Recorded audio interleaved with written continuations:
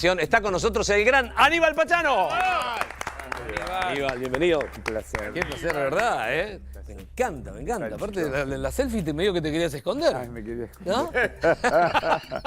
Sí. Porque también no somos tan altos nosotros, pero vos No, también. yo soy bastante Bueno, enano. bien, Bastante por enano. eso, por eso. Aníbal, qué placer, de verdad. Sos alguien a quien admiro desde hace muchos años, porque siempre tengo recuerdos cuando yo estudiaba teatro, que te fui a ver una vez cuando estabas con el espectáculo de Bottom Tap. Y te pregunto, ¿ese fue el comienzo de Aníbal Pachano artista o ya hay un...? No, va, en la realidad... Popularmente, digo, ¿no? Sí, popularmente sí, pero en la realidad yo de chiquito dibujaba, siempre me iba destacando en determinadas cosas.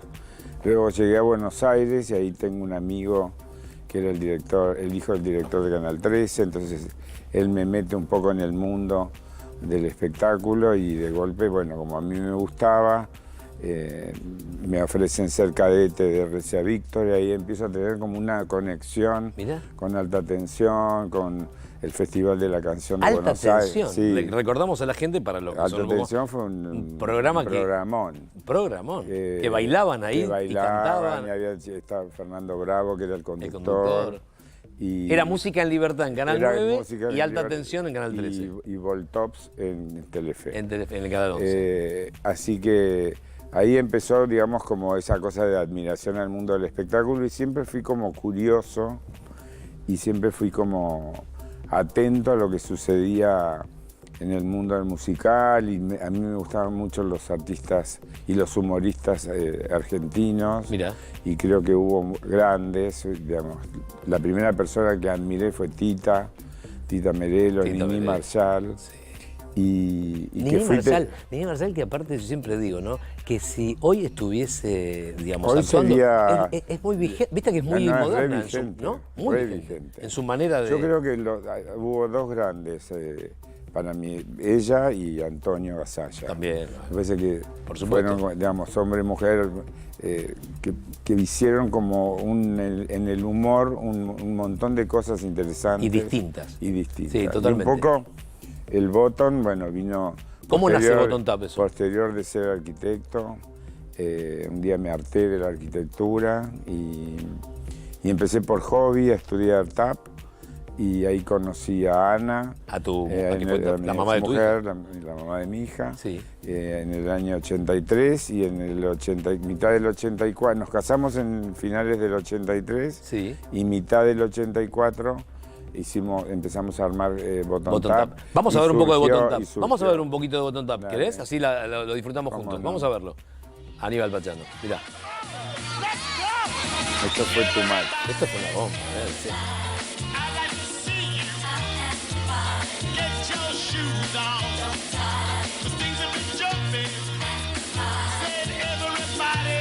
Qué buenísimo. Qué bueno. Esto fue el tercer espectáculo que hicimos. Too Much. Sí. En Punta del Este lo estrenamos y nos fue muy bien. Ahí nacimos. En realidad el boom nace en el 88 con Mi Soñada Amapola. Nosotros habíamos debutado en el 84 y habíamos hecho un programa de televisión para Juan Alberto Badía. Y ahí fue como un bombazo televisivo. Que Badía también era una persona muy generosa y daba muchas oportunidades para la nueva generación. Y ahí con un productor compañero que era en ese momento.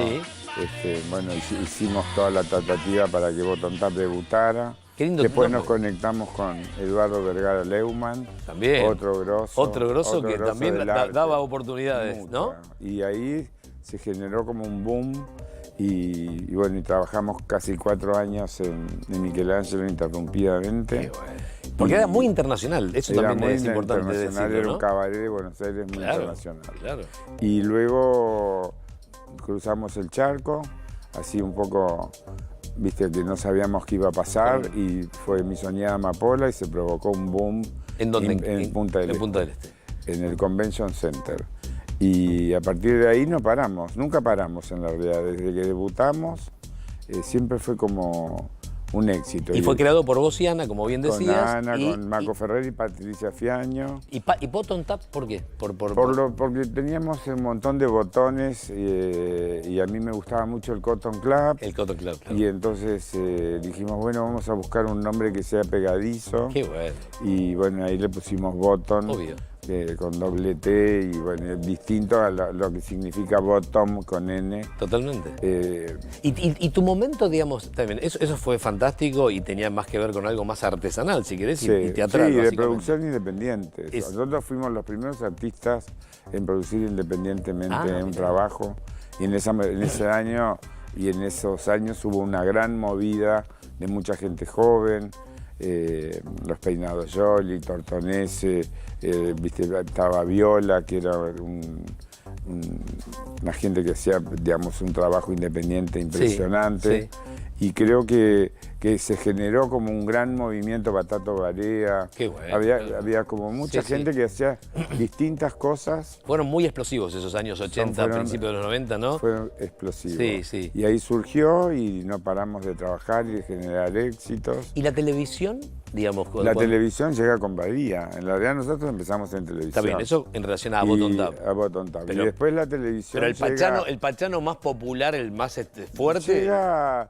A ver, yo había empezado con los Bottoms siempre a dar como opiniones políticas bastante particulares y ahí tengo con Bernardo Neustadt una buena relación y él me llevó varias veces al programa, a Grondona, y empezamos a ponerle también otra faceta al mundo del espectáculo. Qué interesante eso. Y luego viene un bombazo que empieza en Bendita TV, con Beto Casella. ¿Dónde estás actualmente también? No, estoy ahora actualmente. Le mandamos un saludo a Beto. Un beso enorme a Beto. Y él fue como el gran permiso que me dio para divertirme siendo un panelista. Sí.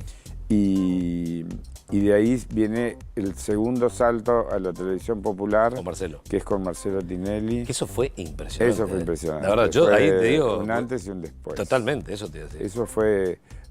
Ya veníamos con Bendita, digamos, en un alto nivel, pero nos permitió, digamos... ir al prime time y Marcelo Tinelli, que digamos, aparte de un momento muy importante. Era el momento más...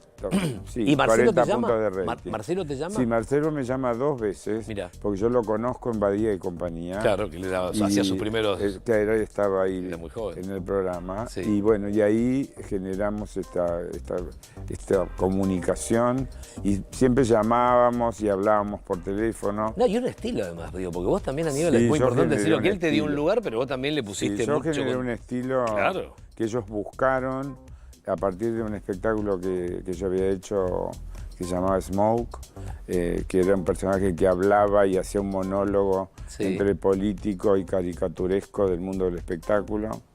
Y eso permitió que él me diera esa opción de ser un jurado y me pidió que, bueno, que me vistiera exótico. Eso. Y lo hiciste vos eso, el diseño. Eso es todo. Todo tuyo. Eso todo también. Un trabajo con Patricia Fiaño. Qué bueno. En un momento también estuvo un poco Medina Flores. Vamos a recordar un poquito ese look que vos impusiste como una marca, que fue... Es una marca, no hay otro jurado en el mundo. Vamos a verlo, Aníbal Pachano, como jurado del programa de Marcelo Tinelli. Vamos. Primero quiero aclarar una situación. Por mí podés decir lo que se te canta. ¿A mí? Sos una gran maleducada frente a un jurado que te está evaluando. No me importa si te parece o no te parece. Tenés que hablar, mira, con Jope, Tinelli y tu marido, porque nosotros estamos acá y vos en la pista. Eso como primer medida. ¿Estamos? No me gustó tu acting, me pareció absolutamente, y eso es de técnica teatral, demasiado exagerado. La coreografía no pasó nada, no les pasó nada a ninguno de los tres. Así que te gusta escucharlo, -1. Qué duro, tremendo. Pará, quiero Era empezar por tremendo. ese speech, por ejemplo, era un speech te fogoneado. No, a mí no me decían nada. Genial eso. No, yo decía lo que ahí estaba con un plumero lleno de tule. No, el look que tenías es impresionante. ¿Eso lo diseñaste vos? Sí, esto lo trabajamos con Pucheta, esta etapa la hicimos con Pucheta. Qué bueno. Un diseñador. Qué buen look. Y pestañas postizas tenés ahí también, ¿no? Sí, me maquilla Juan Manuel Ponledesma, que es un maquillador de la hostia. Espectacular. Y... Tipo es como un arlequín con galés, una cosa. Sí, es un Willy Wonka medio... Willy Wonka, es verdad. Medio modernoso. Es verdad. Es un payaso en la realidad. Está buenísimo. Y a mí me encanta eso, reivindicar el mundo del payaso. Es excelente. Que es lo que quiero hacer. Si vuelvo al espectáculo, quiero hacer un homenaje a los payasos. Qué lindo.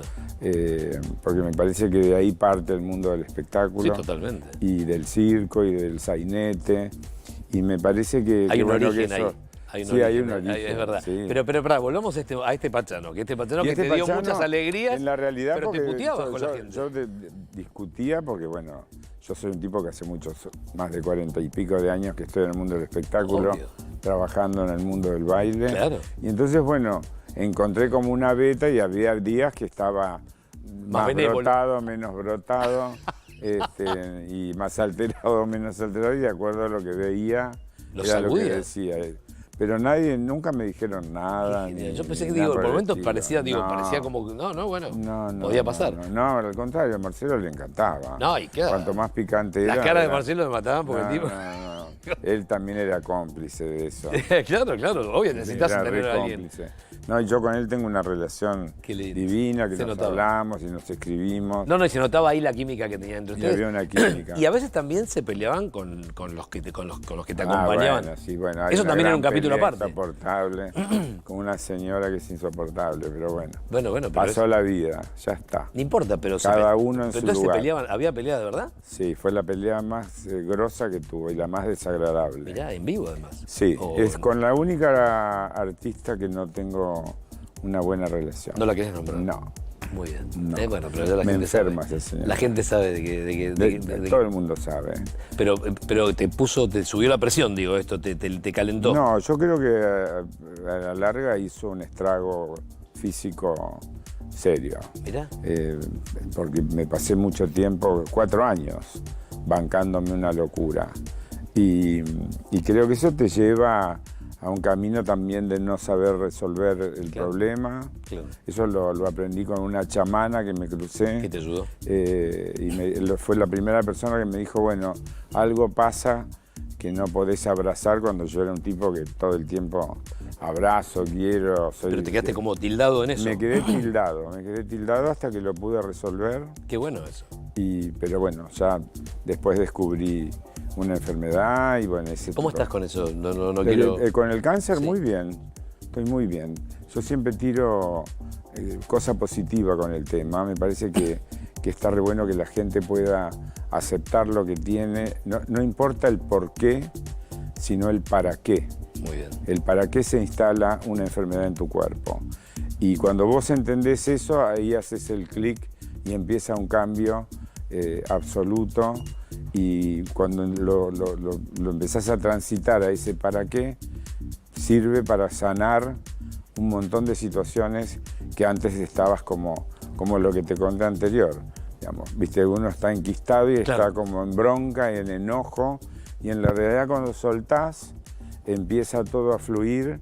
Lo había logrado con el HIV. En la realidad yo soy un resiliente desde que soy chiquito. ¿Por qué? La resiliencia no tiene que ver solamente con la enfermedad. Se da, yo lo pongo en ejemplo de enfermedad. Sí. Digamos, cuando yo tuve una peritonitis a los 5 años, ahí fue como que aprendí y fue como humorístico el que mi hermana venía y me decía, ay, bueno, dijo el médico que te vas a morir. Ahora dice que no te vas a morir dentro de un ratito. Claro. No, ahora te vas a morir dentro de una hora. Y así era todo un chiste hasta que me operaron. Y creo que eso me conectó también con una cosa humorística qué bien, muy bien. Sobre la enfermedad. Como para poder sobrellevarla de una manera mucho menos... Luego con el HIV fue un tema, digamos, que yo vi durante muchos años el sufrimiento de muchos amigos, sí, la muerte de muchos amigos. Claro. Y entonces cuando me enteré, y así fue como de sopetón, cuando voy a buscar un análisis, llego a mi casa y bueno, me pongo la pava como si nada hubiera pasado, porque yo decía que me decía positivo y yo decía, ay, no tengo nada. Entonces lo llamo a un amigo y le digo, mirá, no sabes lo chocho que estoy. Me dio positivo, así que no tengo absolutamente nada. Y me dice, pero vos sos un pedazo de pelotudo importante. Me dice, si sos positivo, tenés VIH. Entonces, bueno, me empecé a cagar de risa. Y me acuerdo que había unas azaleas divinas que yo tenía en una terraza. Sí. Y me conecté con la flor y con el color. Igual y que me pareció que hoy la vida tenía eso, que podía sortear. ¿En qué año? Fue en el 99, finales del 99, principios del 2000. De todos modos, ya en ese año ya... Yo ya sabía todo. Yo era no te estoy diciendo, siendo un intelectual y que te diga positivo o negativo, yo diga positivo, te entiendo. Estaba chocho, no entendí un pomo. No, pero no me refería a que no lo sabías o no, sino me refería a que ya en el 99 ya había tratamientos. Ah, sí, ya había tratamientos. Ya sí, había todos mis amigos fallecieron antes. Antes, por eso. Habían empezado algunos tratamientos que no funcionaron. ¿Verdad que Freddie Mercury o... Bueno, Mercury no llegó. Por eso digo, no llegó porque fue antes de... Había, sí, un medicamento que se llamaba ZT, sí, pero que en algunos funcionaba y en otros no. Sí. Luego los cócteles llegaron en el 2000, en el 1996, principios del 95, finales del 95, 96. Y esto que decías, me quedo con esto que dijiste con respecto a lo del cáncer y en general a la enfermedad, digo, el para qué y... Eso lo aprendí en Fundación Salud. Mirá. Y se lo recomiendo a todo el mundo. Eso es importante que lo digas. Porque tengo 3 médicos también alucinantes de Fleni. Pensar en el ¿para qué? En el para qué. En el para qué. En el para qué. El para qué y en el camino a la sanación. Eso. Me parece que eso es el... Porque si vos te quedás en el por qué y tienen una razón, es como que te quedás en el enojo y dando vuelta y en la bronca, que era un poco... Por eso lo comparo con lo televisivo. Si yo me quedaba y me seguía quedando en la bronca y en el enojo, iba a lo... Bueno, sucedió lo que sucedió. Está bien, bueno, pero... entonces tenía que hacer un cambio.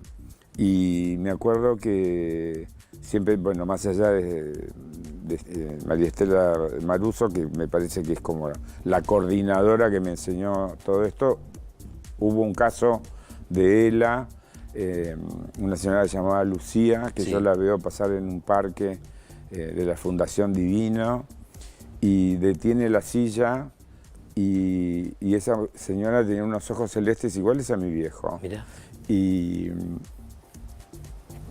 3 días después, mientras estamos haciendo un trabajo en la fundación, la traen en su silla de ruedas y nos explica Damaris qué era el ELA y lo que era la resiliencia de una persona que hacía muchos años que tenía una enfermedad terminal y que ella logró con un dedo que solamente le funcionaba y sus ojos escribir 6 libros.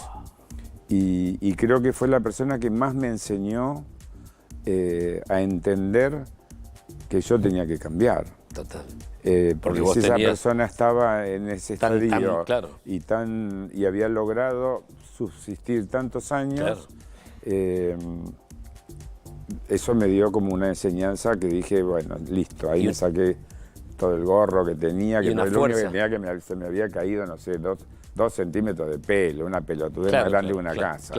Y ahí entendí que había que hacer un cambio y que todo lo que me estaban hablando y diciendo tenían razón y que el enojo lo tenía que resolver. Y creo que es un poco lo que le digo a toda la gente que escucha, que se puede, que podés y que si querés, que hay una luz. Hay una luz en el camino. Totalmente. Y creo que eso me enseñó también a ir bajando de a poco y aprender a convivir con otro Aníbal, que tal vez era el más chico, el que tenía otras ganas y otra resiliencia, y volver un poco a la fuente. Yo siempre soy un tipo que hablo de la fuente, de volver...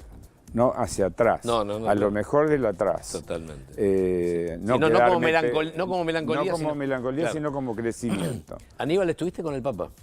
Estuve con el Papa. Y me gustaría una reflexión tuya. Ahí tenemos una imagen. Porque ahí fue cuando ya hacía 8 meses que me habían operado. Sí. Por primera vez estaba en el tratamiento de cáncer. Con Sofía. Y con Sofía. Qué lindo. Nos fuimos los dos ahí. Qué emocionante, y gracias ¿no? a Catcher, que también era... Que era como una persona muy cercana. Muy sí. cercana de la iglesia. A Francisco. Que, bueno, ahí me tocó las manos y me hizo la señal de la cruz. Qué bien. Y ahí sentí como una emoción de un tipo tan cercano al pueblo. Y por otro lado, también tenía como una cosa contradictoria porque no venía a la Argentina y entonces me enojaba en esa situación. Bueno, que yo creo que hubiera sido interesante que venga, pero después, hace 2 días que entendí un poco el motivo. Por el que no vino. El por qué no vino. Y yo creo que, bueno, que también es un aprendizaje para los argentinos. Por supuesto. De cortarla con este enojo constante y esta pelea y esta crítica claro. ridícula, maleducada, sí. donde todos nos metemos en la vida de todos y todos opinamos lo que no sabemos, ni siquiera ni vislumbramos lo que pasa en el resto del mundo. Y creo que dijo una cosa como que me dediqué para los demás. No para los argentinos solamente. En las argentinas estuvo 76 pirulos claro, claro. y no vio ningún cambio. Porque, viste, nos cuesta. A los argentinos nos cuesta. Todo tiene que ser una merda y todo tiene que ser Pero bueno, no sé qué, pero ahora empieza y ahora ver su obra, ver su obra. Ahora se va a ver. Yo creo que ahora se va a entender. Y a reconocerlo. Y a reconocer lo que pasa. Ojalá que el que venga continúe un poco. Ojalá que sí. Porque la iglesia se había alejado. Bueno, pero él la acercó. Él la acercó y cambió los paradigmas. Y estaría re bueno que no la alejen. Vamos a ver me eso. parece, pero ojalá, bueno, ojalá que sigan en la línea que él planteó. Me pasó que, bueno, tuve esa sensación de emoción. Me imagino. Y fueron así como unos minutitos que se paró y siento hermoso. que, bueno, estuve ahí. Estuviste ahí. Estuve ahí. Aníbal, recordémosle a la gente, ¿estás en Radio Nacional? Estoy en Radio Nacional todos los domingos eso. de 10 de la mañana a 1 del mediodía. Hago un programa, hola, Aló Pachano, Aló Pachano, que es un programa que tiene que ver con la cultura, sí. el arte y el oficio de las personas. Qué bien. Y me parece fundamental haber armado este proyecto que viene de muchos años anteriores con otra temática sí. y acercarme con el arte. ¿Y lo disfrutás? Sí, disfruto y además siento como que hay una gran difusión de muchos artistas argentinos que no solamente están en Capital, sino que ahora lo voy a hacer federal. Qué bien. Bueno, empecé en Jujuy, luego lo pasé a Tucumán, ahora me voy a Comodoro, Qué bueno. Bariloche. ¿Y salen desde allí? Y voy a hacer bien. así. Sí, bien. Yo soy un productor de mi proyecto. Pero lo sé. No solamente con la ropa, sino con tu proyecto. Y lo hago con una convicción y siento que hay una cantidad de gente maravillosa en este por país. supuesto, y hay que mostrarlo eso. Y nada mejor que Radio Nacional para poder contarlo, o nuestro canal aquí, la televisión con pública. el apoyo también de Héctor y toda la gente Héctor de la radio. Le mandamos un abrazo también a Héctor Caballero. Un fuerte aplauso para el gran Aníbal Pachano. Gracias, Aníbal. Gracias de verdad por venir. No te vayas todavía, que tenemos